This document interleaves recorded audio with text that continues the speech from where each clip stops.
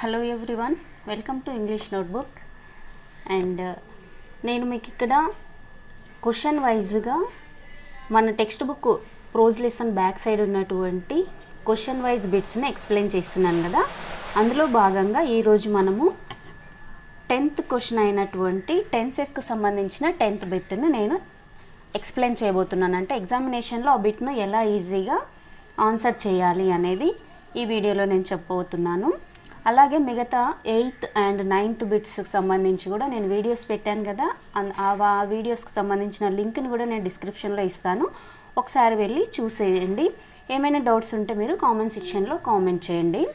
అలాగే ఈ వీడియోని మొదటిసారి చూస్తున్నట్లయితే మరిన్ని మంచి వీడియోస్ కోసం మన ఛానల్ని ఇంగ్లీష్ నోట్బుక్ అండి మన ఛానల్ సబ్స్క్రైబ్ చేసుకోండి. అండ్ వీడియోలోకి వెళ్ళినట్లయితే ఇవాళ మన 10th క్వశ్చన్ ఏంటి అంటే fill in the blanks with suitable forms of the verbs given in brackets. అంటే మనకు సేమ్ ఇలానే వస్తుంది. వర్బ్స్ అంటే ఏంటి అంటే ఇవి టెన్సెస్కి సంబంధించి మనం ఈ బిట్ని చేయాలి. వర్బ్ అంటే verb form V1, V2, V3 and V4 ఉంటుంది కదా. అంటే మనకి ఇక్కడ క్లూ ఇస్తాడు బ్రాకెట్లో, సెంటెన్స్ ఎండ్ ఆఫ్ ద సెంటెన్స్లో బ్రాకెట్లో క్లూ ఇస్తాడు. అంటే V1 ఫామ్ ఇస్తాడు, వర్బ్కి సంబంధించి V1 ఫామ్ ఇస్తాడు. అంటే ఆ సెంటెన్స్ ఏ టెన్స్లో ఉందో మనం ఐడెంటిఫై చేసినట్లయితే మనము ఆ verb V1, V2, V3, V4 మనము ఐడెంటిఫై చేసి రాసేయచ్చు అనమాట.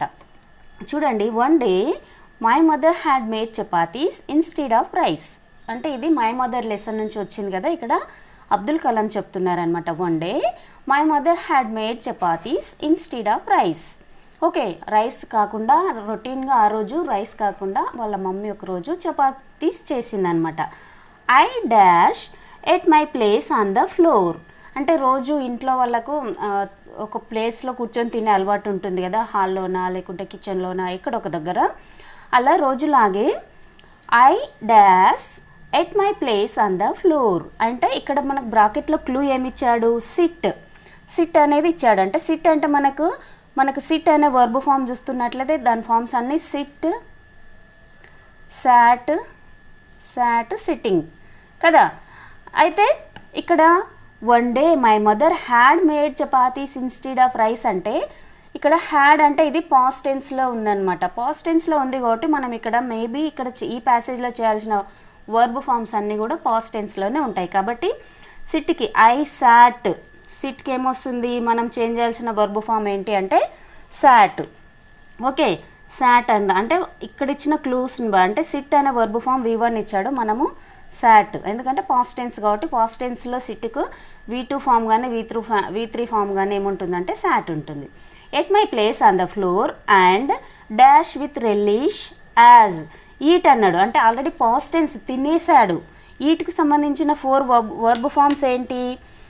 Eat, ate, eaten and eating కదా.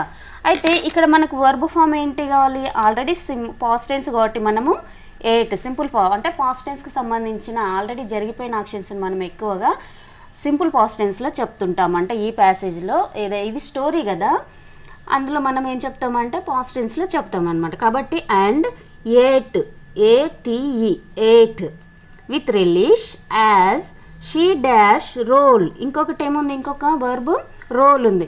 రోల్ అవుట్ అనలేం కదా, రోల్డ్ అవుట్. వాళ్ళమ్మ రౌండ్స్ చేసి ఇస్తుంటే తను మాత్రం తింటా ఉన్నాడనమాట. Rolled, ROLLED, rolled out one fresh chapati after another. Okay, ఇది ఇలా అంటే మనము ప్యాసేజ్ ఏ టెన్స్లో ఉంది, పాస్ట్ టెన్స్లో ఉందా, ఫ్యూచర్లో ఉందా, లేకుంటే ప్రజెంట్ టెన్స్లో ఉందో ఐడెంటిఫై చేసుకున్నట్లయితే మనము ఈ బ్రాకెట్లో ఇచ్చిన ఆ వర్బ్ ఫామ్స్ని బట్టి మనము ఈజీగా ఆన్సర్ చేయొచ్చు. నెక్స్ట్ చూడండి, mothers always dash children unconditionally. ఇక్కడ మనకు బ్రాకెట్లో ఇచ్చిన క్లూ ఏంటి? లవ్. అంటే మదర్స్ ఆల్వేస్ అంటే ఎప్పుడు కూడా, అంటే హ్యాబిచువల్ యాక్షన్, ఇది యూనివర్సల్ ట్రూత్ ఇది. కాబట్టి యూనివర్సల్ ట్రూత్ కాబట్టి మనము గుర్తుపెట్టుకోవాల్సింది ఏంటి అంటే V1 ఫామ్ మాత్రమే వస్తుంది. V1 ఫామ్ అంటే ఏంటి? లవ్కి ఇక్కడ లవ్వే వస్తుంది అనమాట, no changes. Okay, no need to change. Mothers always love children unconditionally. Okay, అది అయిపోయింది. ఎందుకు లవ్కు లవే ఎందుకు పెట్టామంటే ఇది సింపుల్ ప్రజెంట్ టెన్స్లో ఉందన్నమాట. And next dash children dash respond in the same way. అంటే ఇది క్వశ్చన్ చూడండి, క్వశ్చన్ వస్తుందంటే మనకి 2 టైప్స్ ఆఫ్ క్వశ్చన్స్ ఉంటాయి. WH క్వశ్చన్స్ ఉంటాయి అండ్ SR/No క్వశ్చన్స్ ఉంటాయి. SR/No క్వశ్చన్స్లో ఏమవుతుంది, హెల్పింగ్ వర్బ్ ముందు వస్తుంది. హెల్పింగ్ వర్బ్ ముందు వస్తుంది అంటే ఇది SR/No క్వశ్చన్. ఎలా చూడండి, చిల్డ్రన్ అంటే ఇది ప్లూరల్ అన్నప్పుడు మనకు హెల్పింగ్ వర్బ్ ముందు వస్తుంది. ఏ హెల్పింగ్ వర్బ్ వస్తుంది అంటే are children responding are children responding in the same way. మరి మదర్స్ కండిషనల్ లేకుండా ఎంత ప్రేమ చూపించాలని ఒక లిమిట్స్ లేకుండా వాళ్ళ ప్రేమను చూపిస్తారు కదా, మరి పిల్లలు కూడా వాళ్ళ మదర్స్ యొక్క ప్రేమకు అదే విధంగా రెస్పాండ్ అవుతున్నారా? How dash you dash treat your mother in her old age. మరి నువ్వు మీ అమ్మను ఆమె యొక్క వృద్ధాప్యంలో ఎలా చూస్తావు? హౌ వచ్చిందంటే క్వశ్చన్ ఫామ్లో మనకు ఇది కూడా క్వశ్చన్ కాబట్టి హౌ డూ యూ ట్రీట్ అంటే నువ్వు కూడా ఎలా ట్రీట్ చేస్తావు, ఎలా ప్రవర్తిస్తావు మీ అమ్మతో అంటున్నాడు. కాబట్టి how do you treat your mother in her old age. ఈ విధంగా మనము మై మదర్ లెసన్ నుంచి ఒకవేళ ఈ బిట్ కనుక వస్తే మీరు ఈ ఆన్సర్స్ చేసినట్లయితే 4కి 4 మార్క్స్ గెయిన్ చేసుకోవచ్చు. నెక్స్ట్ లెసన్ చూసేద్దాం. మన next prose lesson aims for the stars Saina Nehwal నుంచి ఆ లెసన్కి సంబంధించిన aims for the stars lesson నుంచి మన టెన్సెస్కి సంబంధించిన ప్యాసేజ్ ఎలా ఇస్తాడో ఇక్కడ చూసేద్దాం. Fill in the blanks with suitable forms of the verbs given in brackets. ఈ క్వశ్చన్కి ఇన్స్ట్రక్షన్ సేమ్ ఇలాగే వస్తుంది. మనము ఈ బ్రాకెట్లో ఇచ్చిన వర్బ్స్ను ఐడెంటిఫై చేసి టెన్స్ ఏ టెన్స్లో ఉంది, ప్రజెంట్ టెన్సా పాస్ట్ టెన్సా ఫ్యూచర్లో ఉందో కనుక్కొని మనము చేయాలన్నమాట. చూడండి, the sleepy girl dash 2 bags with her. The sleepy girl. Okay, అంటే ఆ అమ్మాయికి సంబంధించిన పాస్ట్కి సంబంధించి చెప్తున్నాడు కాబట్టి ఇది పాస్ట్ టెన్స్లోనే వస్తుంది. క్యారీకి past tense V2 verb form ఏమొస్తుందంటే carried. The sleepy girl carried 2 bags with her. నిద్ర మబ్బులో ఉన్నటువంటి సైనా ఏం చేసేది, తనతో పాటు నిద్రపోతూనే 2 బ్యాగ్స్ను వెంట తీసుకెళ్లేది. ఇది ఇలా అయిపోయింది. నెక్స్ట్ బి చూడండి, Bharat petroleum dash her a job when she dash just 14. అంటే ఇవన్నీ జరిగిపోయిన యాక్షన్స్ కాబట్టి మనం సింపుల్గా దీన్ని సింపుల్ పాస్ట్ టెన్స్లో రాస్తాము. భారత్ పెట్రోలియం ఆఫర్కి పాస్ట్ టెన్స్ పాస్ట్ ఫామ్ ఏంటి అంటే ఆఫర్డ్. అంటే భారత్ పెట్రోలియం వల్ల ఆమెకు ఒక జాబ్ను ఆఫర్ చేశారు. అదేంటి, ఎప్పుడు, her A job when she dash just 14. అయితే ఇక్కడ బీ ఫార్మ్స్ అన్నాడు, బీ అని ఇచ్చాడు. బీ అంటే ఏముంటుంది, బీయింగ్ అలా కాదు. బీ ఫార్మ్స్ 8 ఉంటాయి, ఆల్రెడీ నేను చెప్పాను కదా. యామ్ ఏమేమి ఉన్నాయి, యామ్, ఈజ్, ఆర్. ఓకే, ఏమేమి ఉన్నాయి, యామ్ ఉంది. బీ ఫార్మ్స్ అనగానే 8 ఉంటాయి, is, are, was, were, be, been, being. Okay, ఈ 8 ఫామ్స్లో సూట్ అయ్యే దాన్ని బట్టి మనం చూసుకోవాలన్నమాట. అంటే అక్కడ సింగులర్ గురించి ఉందా, ప్లూరల్ గురించి ఉందా, సింగులర్కి సంబంధించిన వర్బ్స్ని ఐడెంటిఫై చేసుకోవాలి. ప్లూరల్ ఉంటే ప్లూరల్కి సంబంధించిన వర్బ్స్ని ఐడెంటిఫై చేయాలి. ఇక్కడ షీ అనేది సింగులర్ కాబట్టి, పైగా పాస్ట్ టెన్స్ కాబట్టి షీ డాష్. అప్పుడు ఆమెకి ఎన్ని సంవత్సరాలు కంటిన్యూ అవుతుండే, షీ వాజ్. అప్పుడు ఆమె ఆ ఇయర్లో కంటిన్యూ అవుతుంది. ఏ ఇయర్లో, 14 ఇయర్లో ఉండింది. 14 ఇయర్ ఒక దగ్గర ఆగిపోదు కదా. కాబట్టి ఆ 12 మంత్స్ చెప్తుంటాం కాబట్టి అది 14 ఇయర్ రన్నింగ్ అవుతున్నప్పుడు, ఆమెకు 14 సంవత్సరాలు నడుస్తున్నప్పుడు భారత్ పెట్రోలియం ఒక జాబ్ను ఆఫర్ చేసింది. కాబట్టి ఇక్కడ was, she was just 14. Next one, in 1998 the family dash to Hyderabad. ఇప్పుడు ఏంటి అంటే 1998 అంటే పాస్ట్ టెన్స్ కాబట్టి ఫ్యామిలీ షిఫ్ట్కు పాస్ట్ ఫామ్ ఏంటి, షిఫ్టెడ్. వాళ్ళ ఫ్యామిలీ 1998లో ఎక్కడికి వచ్చారు, ఎక్కడికి షిఫ్ట్ అయ్యారంటే హైదరాబాద్కి. In 2013 Saina dash many matches. ఆమెకు బ్లాక్ ఇయర్ కదా, 2013లో చాలా మ్యాచెస్ ఓడిపోతుంది. తర్వాత ఆమె చాలా డిప్రెషన్లోకి వెళ్ళిపోతుంది 2013లో. కాబట్టి ఇన్ 2013 సైనా లూజ్ అంటే V1 ఫామ్, దీనికి V2 ఫామ్ ఏంటి, లాస్ట్. లాస్ట్ లూజింగ్ అనమాట. సైనా లాస్ట్ మెనీ మ్యాచెస్, లూజ్కు past form lost. Once she dash that aim, she dash her efforts to play like a world class champion. Once she ఏమన్నా ఉంటుంది, achieve అని ఉంది. అంటే ఇది పాస్ట్ టెన్స్ కాబట్టి మనం రాయాల్సింది ఏంటి అంటే అచీవ్డ్. ఓకే, పాస్ట్ టెన్స్ కాబట్టి అచీవ్డ్.